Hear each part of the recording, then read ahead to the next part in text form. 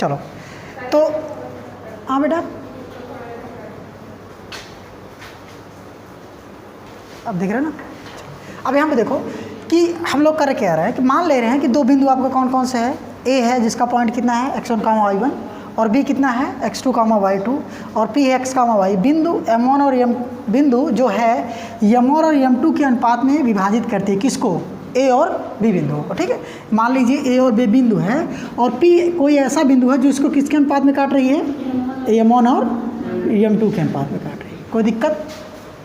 ठीक है। अब एक देखो इसमें दो चीज़ें होती हैं, दो फार्मूला आपको बनेगा। ये आपको जो काट रही है दो बिंदु जो P है इसको क्या कर रही है, अंता विभाजित कर रही है। क्या कर रही है, अंता विभाजित कर रही है। अगर बात करें किसका निकालने चल रहे हैं, अंता विभाजन की बात करें, किसकी, अंता विभाजन की। मतलब इसको जो P पॉइंट है इसको कहने का मतलब ये जैसे अगर ये लाइन है, इस लाइन को तीसरा पॉइंट जो बीचों बीच कहीं ना कहीं इंटरनल काट रही है, काट रही है नहीं काट रही है, ठीक है ना। मतलब इसको दो भागों में डिवाइड कर रही है। दो भागों में डिवाइड करने का मतलब कुछ रेशियो में, और रेशियो क्या है हमारा, m1 और m2। ठीक, अब यहाँ पे देखें फिगर में, जब a पॉइंट हमारा क्या है x1, y1, तो इसकी मूल बिंदु से दूरी कितनी है x1, क्योंकि पॉइंट हमारा कितना है पहले x1 है, और ये कितना हो जाएगा y1। दूसरी बात, इसी तरीके से अगर इसकी बात करें तो ये कितना हमारा x है, तो मूल बिंदु से दूरी कितनी हो जाएगी x, और ये कितना हो जाएगा y। ऐसे ही बात करें b की तो ये हमारा कितना हो जाएगा x2, और ये क्या हो जाएगा, कोई दिक्कत नहीं होना चाहिए। अब देखो इसमें आपको दो ट्रायंगल बन रहे हैं, एक PAQ, दूसरा BPC। ठीक है, क्या बन रहा है कि PAB और BPC। भाई समकोण त्रिभुज है, दिख भी रहा है, दोनों आपस में क्या होंगे, समरूप होंगे कि नहीं होंगे, समरूप दिखेंगे। लेकिन उसके लिए हम लोग करेंगे क्या कि पहले आप निकालो, देखो एक ही की दूरी जो आएगी वो, अगर इसको हम माने RS और इसको मान लें T, तो जो RS की दूरी होगी वो AQ की क्या होगी, और ST की दूरी PC की क्या होगी, बराबर होगी, है ना। और अगर यहाँ पे देखें ये जो QS ES EQ की दूरी होगी, चलिए एक एक पहले निकालते चले। तो AQ बराबर क्या आएगा, देखो AQ बराबर, देखो ये दूरी कितनी है x है, और ये दूरी कितनी है, अगर पूरे x में x1 घटाएंगे तो ये कितना आ जाएगा, x माइनस x1 आएगा कि नहीं आएगा। अगर ये x माइनस x1 होगा तो ये भी कितना हो जाएगा, x माइनस x1। यहाँ मैं डायरेक्टली लिख रहा हूँ क्या, OR minus OS minus OR, OS कितना है x, OR कितना है x1। कोई दिक्कत नहीं होनी चाहिए। इसी तरीके से अगर बात करें किसकी, PC की, PC बराबर क्या आएगा, यहाँ पे देखो पूरा क्या है, OT माइनस OS। OT कितना है x2, OS कितना है x, तो कितना आ जाएगा x, मतलब x2 माइनस x, किसका मान आया, PC बराबर। इतना क्लियर है, कोई दिक्कत तो नहीं। आगे देखें, ये हमारा कितना है y1 है, तो ये भी कितना हो जाएगा y1। ये पूरा हमारा कितना है, और तो ये कितना हो जाएगा y माइनस y1, होगा कि नहीं होगा। तो क्या लिखेंगे, PQ बराबर देखिएगा PS माइनस QS, और PS का मान कितना है,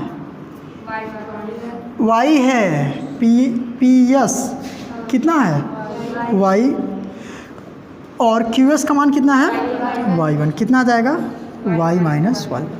दूसरी बात, ऐसे बात करें किसकी, BC की, BC बराबर क्या होगा, ये पूरा कितना है y1 है, और ये कितना है y है। अगर y है तो ये भी कितना हो जाएगा y होगा कि नहीं होगा।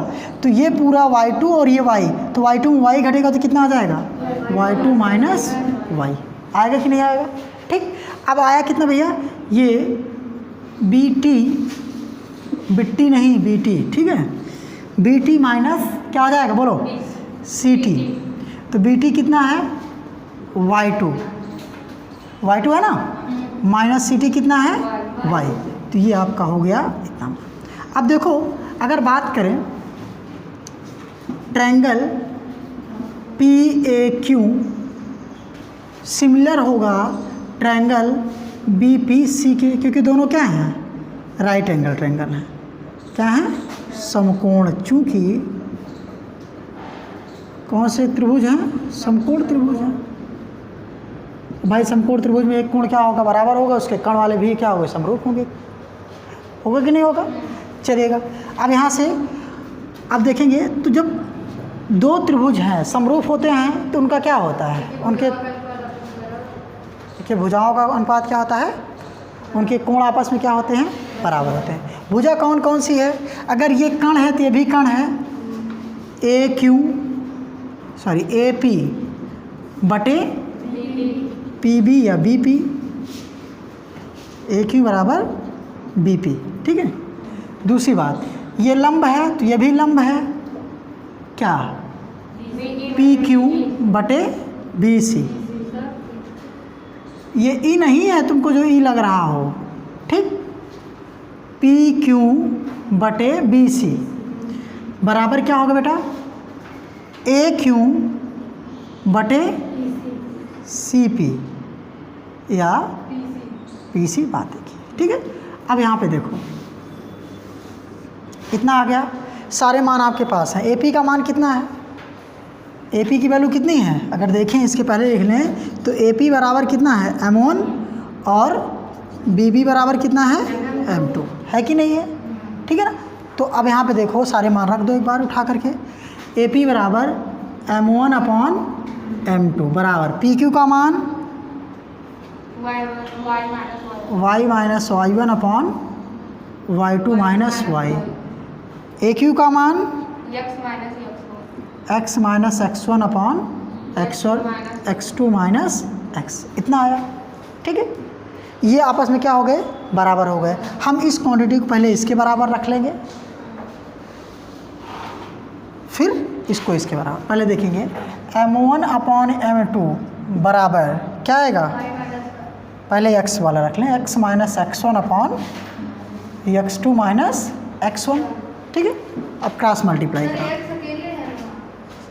x2 माइनस x के, अब cross multiply M1 x2 minus x1 बराबर M2 x माइनस x1। कोई दिक्कत, अरे क्या कर रहे हो, हाँ यहाँ पे ना, अब सही है। देखो M1 x2 minus x M1, कोई दिक्कत, M2 x minus M2 x1, इधर ये माइनस है, इधर आएगा क्या हो जाएगा, इधर ये माइनस इधर जाएगा क्या हो जाएगा, तो आएगा क्या, M1 x2 plus M2 x1 बराबर x या M1 x plus M2 x, ठीक। तो ये हो गया M1 x2 plus M2 x1 बराबर, यहाँ पे x कॉमन ले लें तो M1 प्लस M2, तो x बराबर कितना आ जाएगा, M1 x2 plus M2 x1 बटे M1 प्लस M2। अगर इसी तरीके से इसी प्रकार y बराबर लिखना चाहें तो क्या लिख सकते हैं, M1 y2 plus M2 y1 upon M1 plus M2, यहाँ से इसके ऊपर से, ठीक है ना। देखो यहाँ पर क्या है, M1 x2 है, यहाँ पर M2 x1 है, ये माइनस इधर लेके चले आए, ये x वाला कोऑर्डिनेट उधर लेके चले गए, x M1 इधर माइनस इधर क्या हो गया प्लस, दोनों में x कॉमन लिए थे, यहाँ M1 बचा, यहाँ पे क्या बचा, दोनों जोड़ लिए। अब यहाँ पे M1 प्लस M2 हुआ, फिर देखो ये इसके अपॉन में कर दें, बटे में आएगा, तो ये M1 x2 plus M2 x1 ये बटे में चला M1 प्लस M2। x बराबर लिखे ना, ये x इक्वल टू लिखा गया कि नहीं, इसी प्रकार y इक्वल टू, यही हमारा क्या हो जाएगा, फॉर्मूला हो जाता है x का और y के कोऑर्डिनेट का, दोनों अगर साथ में लिखें तो x कामा y बराबर हम लोग लिख सकते हैं क्या, M1 x2 plus M2 x1 upon M1 plus M2 कामा M1 y2 plus M2 y1 upon M1 plus M2। कोई दिक्कत, बोलो, नहीं होना चाहिए। ये आपका क्या होगा, किसी बिंदु का अंतःविभाजन है। क्या है, अंतःखंड का विभाजन है। किसका है, अंतःखंड का विभाजन है। क्लियर है, ठीक है। अगर इसी के बाह्य खंड की विभाजन करे बात करेगा तो जहाँ पर आपका प्लस है वहीं पे क्या हो जाएगा, ठीक। फिलहाल इतना नोट करो, आगे बात करो, बस बात नहीं। देखो, जब विभाजन सेक्शन फार्मूला में हम लोग देखे विभाजन सूत्र में कि अगर पॉइंट हमारा क्या है, अब याद कराने की एक तरीका बता रहे हैं। x1 कामा y1 है, दूसरा क्या है x2 कामा y2 है। एक p पॉइंट है x कामा y, इसको m1 रेशियो m2 के रूप में काटता है। देखोगे इसे पूछेगा क्या, आपके पास कितने कांस्टेंट हैं, 1 2 3 4 5 6 7 8, ठीक है, 8 है ना। कांस्टेंट मतलब 8 अचर संख्याएं हैं जिनका मान निकालना है। आपको ए बिंदु पूछ सकता है, बाकी सब आपको मान दिया रहेगा। पी बिंदु पूछ सकता है, बाकी आपको मान दिया रहेगा। बी बिंदु पूछ सकता है, बाकी और आप सबका मान दिया रहेगा। लेकिन यहाँ पर एक हम केस के लिए कि जो किसका मान निकाल रहे हैं, एक्स और वाई का निकाल रहे हैं, उस बिंदु का निकाल रहे हैं जो बिंदु इसको यम अनुपाते एन के रूप में, यम1 अनुपाते m2 के रूप में विभाजित कर रही है, काट रही है, ठीक है। तो इसको याद करने के लिए क्या करेंगे, जैसे यक्स, देखो इसका अनुपात इसके साथ, इसका अनुपात इसके साथ, पहले का अनुपात दूसरे का बिंदु, पहले का अनुपात दूसरे का बिंदु, मतलब x1 बराबर m1 x2, दूसरे का अनुपात पहला m2 x1 बटे m1 प्लस m2। कोई दिक्कत, ऐसे y इक्वल टू क्या हो जाएगा, बोलो, पहले का अनुपात दूसरे के साथ m1 y2 plus m2 y1 upon m1 plus m2। ये कौन सा होता है, अंतः विभाजन होता है। किसका होता है, अंतः विभाजन की बात करता है। अगर मैंने कहा कि बाह्य विभाजन की बात करेगा, कहीं पर बाह्य विभाजन करेगा तो x बराबर क्या हो जाएगा, m1 x2 minus m2 x1 upon m1 plus m2 minus में रहेगा। और y2 इक्वल टू क्या हो जाएगा, m1 y2 minus m2 y1 upon m1 minus m2। कोई दिक्कत, ये हो जाएगा। एक कंडीशन और बनती है, ये इंपॉर्टेंट होता है पॉइंट आपके लिए, कि जब दोनों बिंदु मध्य बिंदु पर काटें, मध्य बिंदु के लिए, किसके लिए, मध्य बिंदु के लिए, मध्य बिंदु पर, ठीक है, मिड पॉइंट पर। अगर ये मध्य बिंदु पर काटेंगे तो उनका जो m1 और m2 का अनुपात है, दोनों आपस में क्या हो जाएगा, बराबर हो जाएगा। देखो मेरी बात समझो, अगर ए कहे कि ए आपका x1 कामा y1 है, बी आपका क्या है x2 कामा, कोई पी एक ऐसा बिंदु है x कामा y जो इसको बराबर अनुपात में काट रहा है, तो बराबर अनुपात काटने का मतलब क्या हुआ कि m1 बराबर क्या हो जाएगा, m2, m1 बराबर क्या होगा, m2, m1 बराबर m2। जब बराबर काटेंगे, मध्यबिंदु पर काटेगा तो P अगर मध्यबिंदु पर होगा तो ये और ये दोनों आपस में क्या होंगे, बराबर होंगे कि नहीं होंगे, होंगे ना।